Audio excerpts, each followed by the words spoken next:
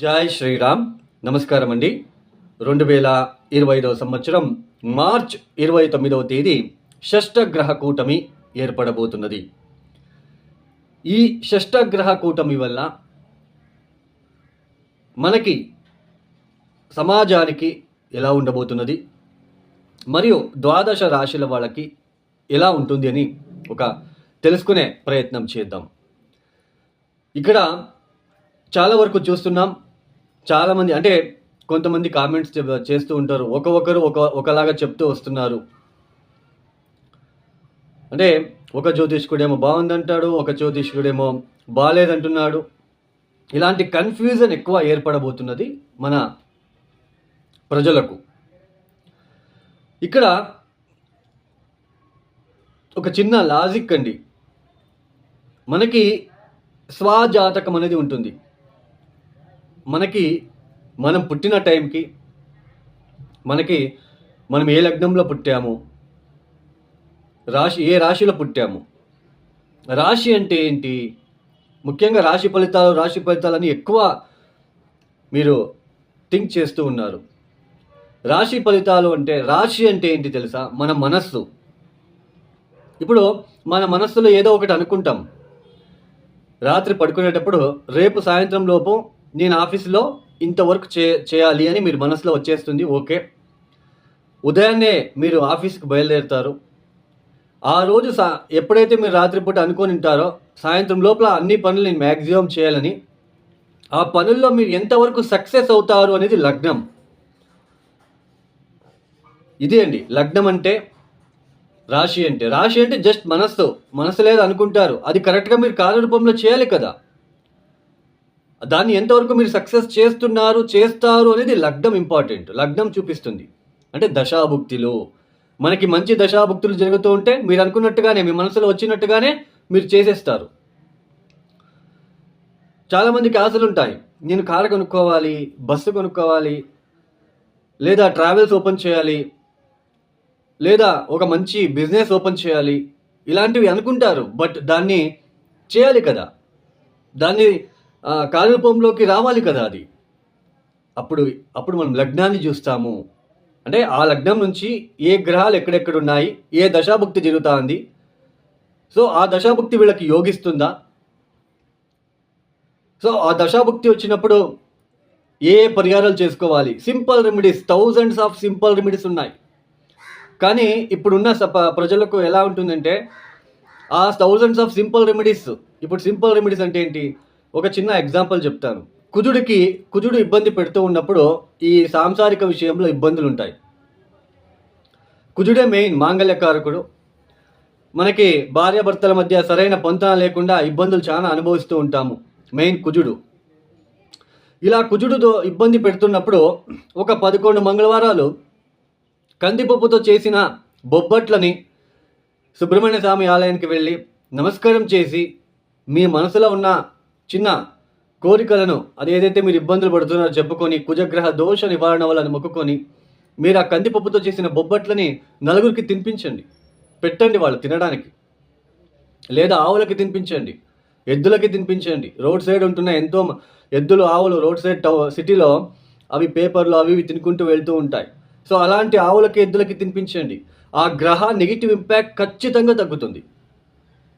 ఒక చిన్న ఎగ్జాంపుల్ చెప్పారు, థౌజండ్స్ ఆఫ్ రెమెడీస్ ఉన్నాయి. సో అలాంటి థౌజండ్స్ ఆఫ్ రెమెడీస్ కాకుండా ఇప్పుడున్న ప్రజలకు ఎలా అంటే, ఒక చిన్న హోమం చేయించగానే మనకు ఆ నెగిటివ్ ఇంపాక్ట్ తగ్గాలి, ఇలాంటి ఆలోచనలు ఎక్కువగా ఉంటాయండి. అలా జరగదు కదా. మీరే ఆలోచించండి. మనకి ఆ గ్రహ నెగిటివ్ ఇంపాక్ట్ తగ్గాలంటే కొన్నిసార్లు రిపీటెడ్గా మనం చేసుకుంటూ వెళ్ళాలి. కొన్ని పరిహారాలని మనమే కదా అనుభవిస్తున్నది. ఆ ఒక నెగిటివ్ ఇంపాక్ట్ని మనం చేసుకోవాలి. సో ఇలా థౌజండ్స్ ఆఫ్ సింపుల్ రెమెడీస్ ఉన్నాయి. అంటే జన్మరాశి వేరు, మనకి లగ్నం వేరు. లగ్నం అంటే టోటల్ బాడీ, ఆ బాడీలో వచ్చే మనస్సే మనకి రాశి. సో ఇలా మనకి జన్మలగ్నానికి, జన్మరాశికి చాలా డిఫరెన్సెస్ అనేది ఉన్నాయి. ఇప్పుడు ఈ ఒక షష్టగ్రహ కూటమి ఏర్పడబోతున్నది 2025 మార్చి మాసంలో 29వ తేదీ. అంటే సూర్య, శని, బుధ, శుక్ర, రాహు, చంద్రులు, ఈ షష్టగ్రహ కూటమి 6 గ్రహాలు కాలపురుష చక్రం నుంచి అంటే మేషరాశి నుంచి వ్యయస్థానంలో ఏర్పడబోతున్నది. 6వ స్థానంలో కేతు గ్రహం. కొద్దిగా స్కిన్ రిలేటెడ్ ఇష్యూస్ ఎక్కువ రావడానికి అవకాశాలు ఎక్కువగా ఉంటాయి. తర్వాత కాలపురుష చక్రం నుంచి అంటే మేషరాశి నుంచి ఎన్నో స్థానంలో 6 గ్రహాలు కలుస్తున్నారు? 12వ స్థానంలో. నిద్రాహీనత కనిపిస్తూ ఉంటుంది జనాల్లో, అంటే ప్రజల్లో నిద్రాభంగము, కంటికి సంబంధించిన ఏదైనా ఇన్ఫెక్షన్ లాంటిది క్రియేట్ అవ్వడానికి అవకాశాలు ఉంటాయి. కంటికి సంబంధించిన వ్యాధులు,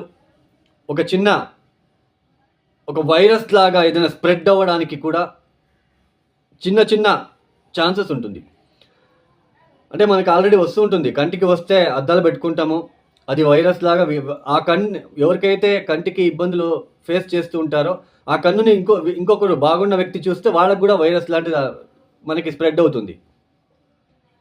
అలా కంటికి సంబంధించిన ఇబ్బందులు ఎక్కువ ఫేస్ చేయవలసిన ప్రమేయం కూడా వస్తుంది. కొంచెం జల ప్రళయాలు అంటే ఇక్కడ అవ్వడానికి అవకాశాలు ఎక్కువగా ఉంటాయి. ఎందుకంటే జలతత్వ రాశిలో 6 గ్రహాలు మనకి కలుస్తున్నారు. చంద్రుడు కూడా అక్కడే ఉంటున్నాడు.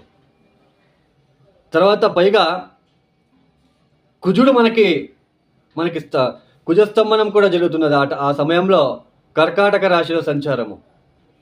సో కొంచెం సామాజిక వర్గంలో కొంచెం ఏదైనా ఇబ్బందులు ఎక్కువ అయ్యే సూచనలు కొద్దిగా మార్చ్, ఏప్రిల్, మే, జూన్, జూలై, ఆగస్టు వరకు మనకి కనిపిస్తుందనే తెలుసుకోవచ్చు.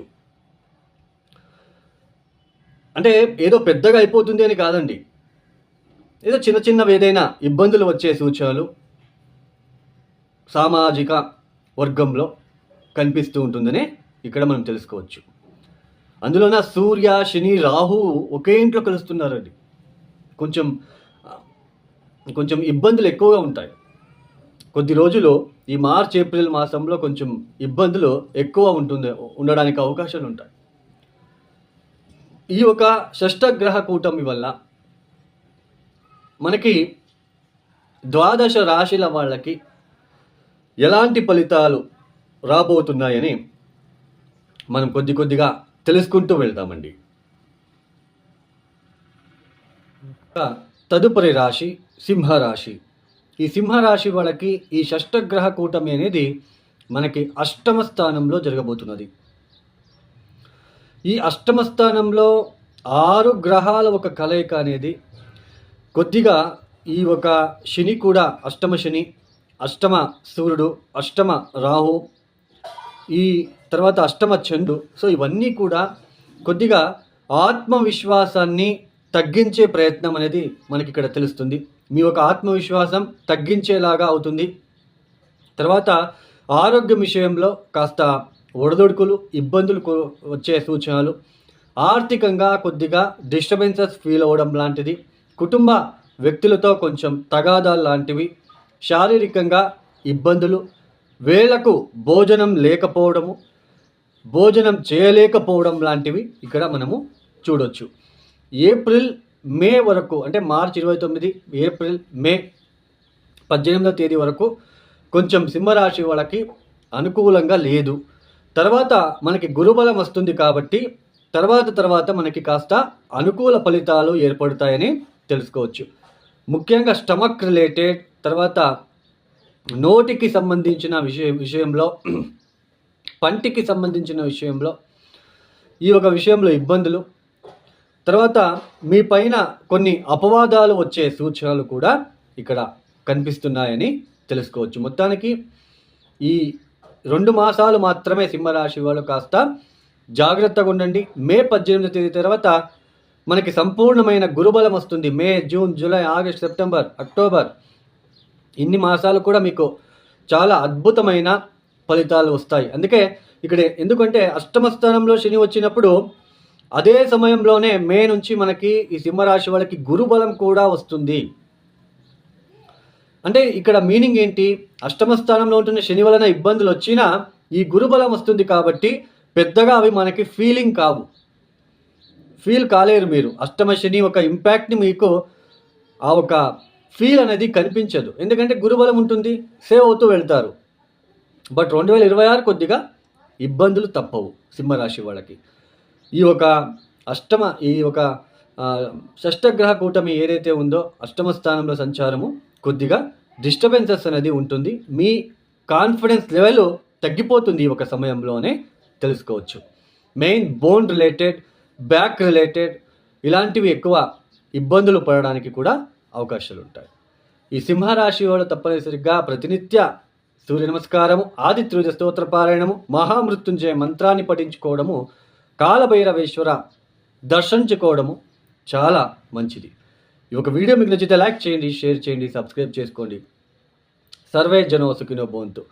ధన్యవాదములు. జై శ్రీరామ్.